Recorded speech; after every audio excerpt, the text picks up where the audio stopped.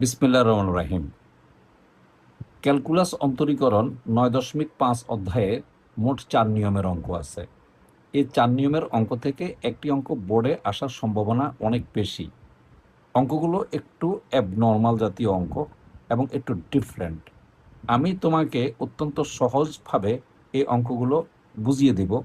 ইনশাআল্লাহ পরীক্ষার হলে তুমি অ্যান্সার করতে পারবে। এখন এই ৪ নিয়মের অঙ্কের মধ্যে ২ নিয়মের অঙ্কটা সবচেয়ে বেশি ইম্পর্ট্যান্ট এবং ৩ নিয়মের অঙ্কটা সবচেয়ে বেশি ইম্পর্ট্যান্ট।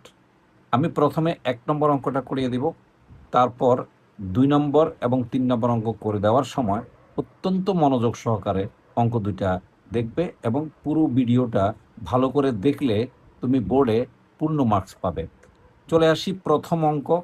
দেখো, x⁴x, তার মানে যে চলরাশির পাওয়ার চলরাশি যদি হয় তাহলে কিভাবে ডিফারেন্সিয়েশন করতে হয়। খেয়াল রাখবে, চলরাশির পাওয়ার যদি চলরাশি হয় সেক্ষেত্রে এই অঙ্কগুলিকে আমরা অ্যাবনর্মাল অঙ্ক বলে থাকি। স্পেশালি এই অঙ্কগুলিকে করার জন্য আমাদেরকে লগের সহযোগিতা নিতে হয়। যেমন আমরা যদি প্রথম অঙ্কটা করি যে x⁴x, এটাকে আমি ফাংশানে ফেলবো, অর্থাৎ y=x⁴x। এখন লগ দিয়ে আমি তার অ্যাবনর্মালকে নর্মালে নিয়ে আসব, অর্থাৎ উভয় পক্ষে আমি লন সংযোগ করব। উভয় পক্ষে যখন আমি লন সংযোগ করব তখন বামে হবে লন ওয়াই আর ডানে হবে লন x⁴x। এখন বামেরটা ঠিক থাকবে, ডানে যে x⁴x যেটা আছে আমরা জানি লনের গুণিতকের পাওয়ার বামে গুণ হয়ে আসে, তাহলে এখানে যে x আছে এটা গুণিতক এবং তার যে পাওয়ার আছে এটা x, এই এক্সটা বামে গুণ হয়ে আসবে। দেখো গুণ হয়ে চলে আসছে। এখন গুণ হয়ে চলে আসার সাথে সাথেই কিন্তু আমার এই অঙ্কটা এখন আর অ্যাবনর্মাল নেই, অঙ্কটা একদম নর্মাল পজিশনে চলে আসছে। এখন আমরা উভয় পক্ষে ডিফারেন্সিয়েশন করব।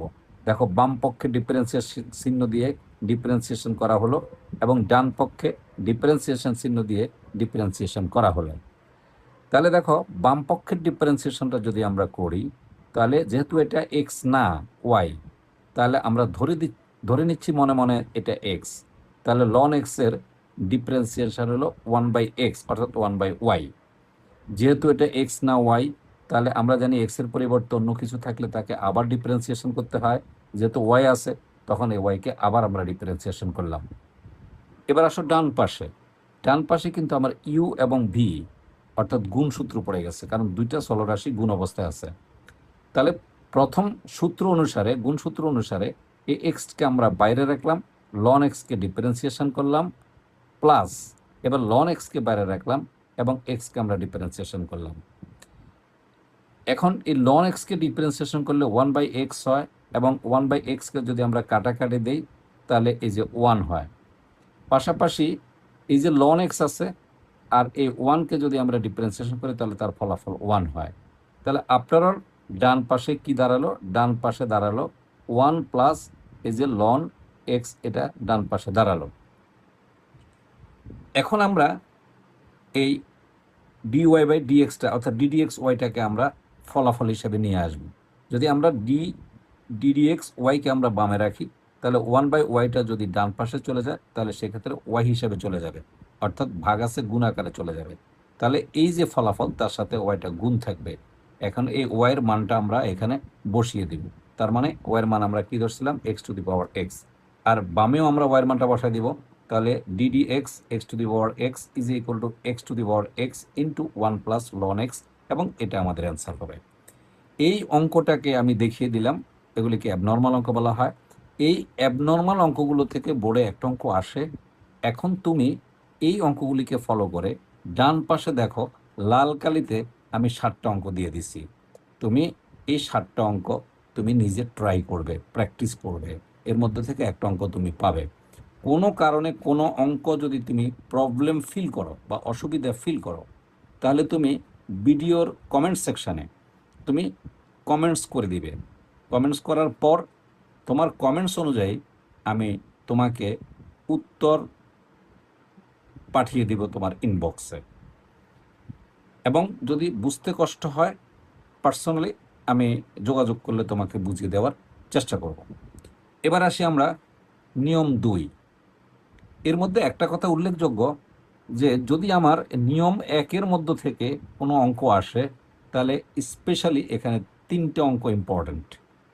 এই 6 নম্বর অঙ্কটা ইম্পর্ট্যান্ট, পাশাপাশি 2 নম্বর অঙ্কটা ইম্পর্ট্যান্ট, পাশাপাশি এই 7 নম্বর অঙ্কটা ইম্পর্ট্যান্ট।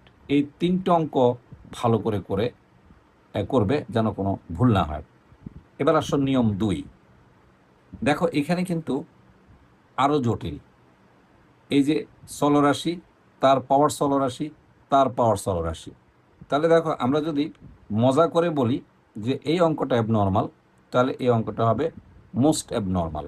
অর্থাৎ এখানে চলরাশির পাওয়ার চলরাশি, তার পাওয়ার চলরাশি। তাহলে এই মোস্ট অ্যাবনর্মাল রাশিকে নর্মাল আনার জন্য আমাকে 2বার লগ নিতে হবে। অর্থাৎ আমি এখানে এটা এটা অ্যাবনর্মাল ছিল বলে একবার নল নিলাম। এখন এখানে আমার এখানে যেহেতু মোস্ট অ্যাবনর্মাল, তাহলে আমাকে 2বার লন নিতে হবে। তাহলে দেখো আমরা প্রথমটাকে ফাংশানে ফেলে দিলাম, যে রাশিটা আছে y = x⁴x। এখন আমি উভয় পক্ষে প্রথমবার লন নিলাম, তাহলে বামে হলো লন y, আর ডান পাশে যদি আমি লন নেই তাহলে আমার এই x ছাড়া এই বাকি অংশটা পাওয়ার, এই পাওয়ারটা দেখো বামে চলে আসছে। ঠিক আমরা কিছুক্ষণ আগে নিয়মটা বুঝাইছি, বামে চলে আসছে ইন্টু লন x হয়ে গেল। এখন আমার এটাই কিন্তু এখনও অ্যাবনর্মাল রয়ে গেল, এই যে x⁴x। এখন আমরা আবার উভয় পক্ষের লন নেব। যদি আমরা বাম পক্ষের লন আবার নেই তাহলে লন y সমান সমান এখানে আসে loan x⁴x into loan x। তোমরা জানো লনের গুণসূত্রের ক্ষেত্রে প্লাস হয়, মানে m ইন্টু n, তাহলে লন m প্লাস লন n। তাহলে এখানে আসবে লন এই যে x⁴x প্লাস এই যে লন x। এখন এখানে দেখো এই যে এক্সের যে চলক, তার উপরে যে চলকটা আছে এটা গুণিতক, এটা পাওয়ার, এই পাওয়ারটা বামে চলে আসছে। তাহলে দেখো এখানে ইউ আর ভি পড়ে গেল, আর এটা নর্মাল একটা রাশি হয়ে গেল। অর্থাৎ মোস্ট অ্যাবনর্মাল অঙ্কটা 2বার নল নেওয়ার কারণে আমার এখন অঙ্কটা খুব নর্মাল পজিশনে চলে আসছে। এখন আমি উভয় পক্ষে ডিফারেন্সিয়েশন করব। তাহলে বাম পাশে যদি আমি দেখো ডিফারেন্সিয়েশন করি, এই যে আমি ডিফারেন্সিয়েশন চিহ্ন দিয়ে দিলাম, এই ডিফারেন্সিয়েশন চিহ্নটা আমি যদি বাম পাশে করি তাহলে দেখো এটাকে মনে মনে যদি x ধরি তাহলে লন x, তাহলে 1/x, তার মানে লন y। যেহেতু এটা x না, তাহলে তারা আবার যদি ডিফারেন্সিয়েশন করো তাহলে 1/y। যেহেতু এটা y(x) না, তাহলে তারা যদি আবার ডিফারেন্সিয়েশন করো তাহলে dy/dx। বাম পাশের ডিফারেন্সিয়েশন হয়ে গেল। এবার আসো ডান পাশের ডিফারেন্সিয়েশন। প্রথম অংশকে যদি আমরা ডিফারেন্সিয়েশন করি তাহলে এটা ইউ আর এটা ভি। প্রথম অঙ্কে আমরা এই অঙ্কটা করে আসছি, আবারও বলে দিচ্ছি, যেমন এক্স বাইরে থাকবে এবং আমরা যদি এই লন এক্সকে ডিফারেন্সিয়েশন করি তাহলে লন এক্স প্লাস দিয়ে, এবার লন এক্সটা বাইরে থাকবে, এক্সকে আমরা ডিফারেন্সিয়েশন করলে এক্স ডেফিনেটলি প্লাস।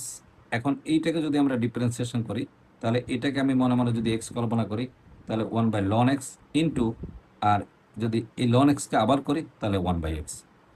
এখন দেখো এখানে আসো, বামে আমার কি হলো 1/y loan y into dy/dx, আর ডানে থাকবে আমরা যদি এই লন এক্সের করি তাহলে 1/x, আর লন এক্স অর্থাৎ এক্সে করলে 1 হয়, তাহলে লন এক্সই থাকে, আর এখানে থাকবে x ln x, 1/x ln x।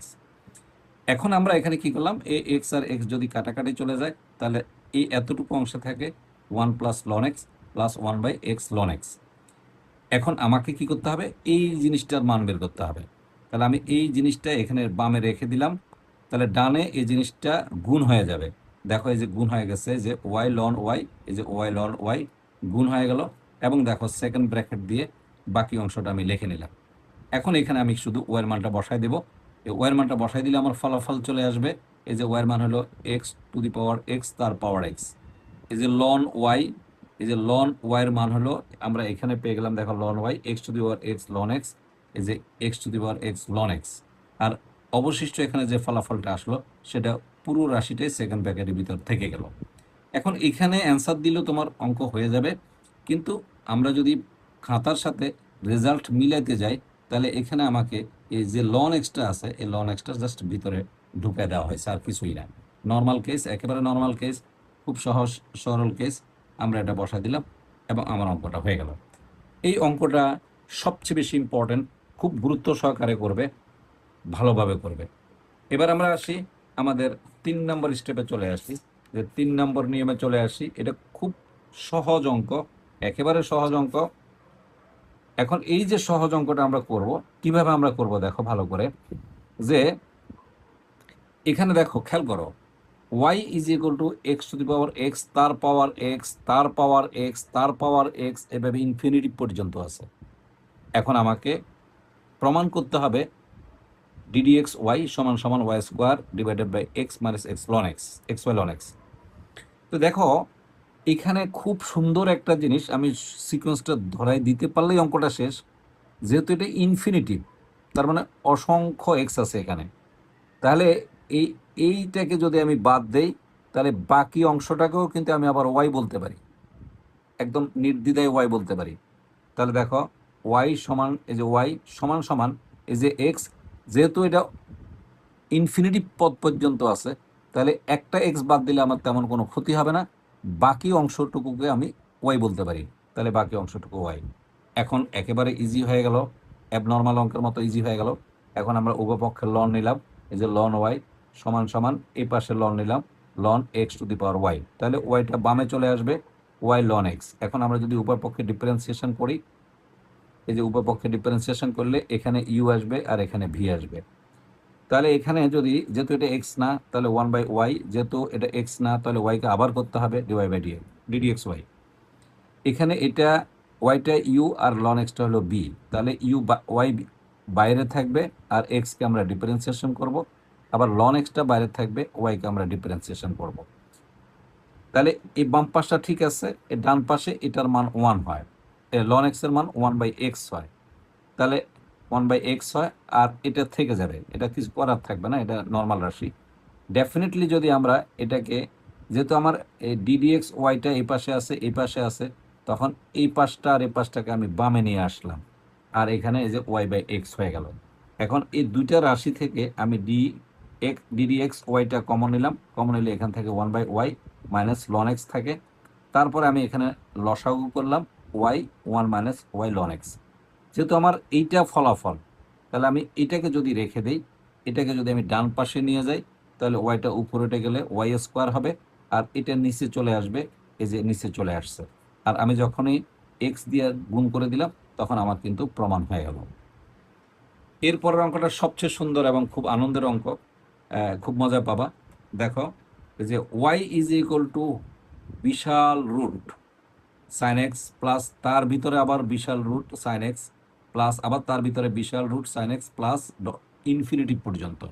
সবচেয়ে মজার বিষয় হলো, যখনই ইনফিনিটিভ থাকবে তখন একটা রাশিকে বাদ দিয়ে বাকিগুলিকে ওয়াই ধরা যায়। দেখো তো এটা ওয়াই, এই পুরোটা ওয়াই, এখান থেকে যদি আমি এটা বাদ দেই, এটা বাদ দেই, তাহলে বাকিটাকেও আমি ওয়াই লিখতে পারবো, যেহেতু ইনফিনিটিভ পর্যন্ত আছে। তাহলে দেখো এই যে অংশটা আছে, দেখো এই অংশটাকে আমি ওয়াই ধরতে পারবো, দেখো ধরে ফেলছি। এই যে ওয়াই সমান সমান এই অংশটাকে আমি এই যে ওয়াই ধরে ফেললাম, একটা সাইন এক্স আমি রেখে দিলাম। এরপর আমি উভয় পক্ষে বর্গ করলাম, দেখো খুব ভালো করে দেখো, বর্গ করলাম y square is equal to sine x plus y. Definitely আমি যদি এখন এটাকে ডিফারেন্সিয়েশন, উভয় পক্ষে ডিফারেন্সিয়েশন করি, তাহলে ওয়াই স্কোয়ারকে ডিফারেন্সিয়েশন করলে আসে 2y into dy by dx. আর এই সাইন এক্সকে যদি আমরা ডিফারেন্সিয়েশন করি তাহলে কস এক্স হয়, আর ওয়াইকে যদি আমরা ডিফারেন্সিয়েশন করি তাহলে ডিডিএক্স ওয়াই হয়। এখন আমার তো কি দরকার, আমার হলো ডিডিএক্স ওয়াই দরকার, এই জিনিসটা দরকার, এই যে এইটা আর এটা দরকার।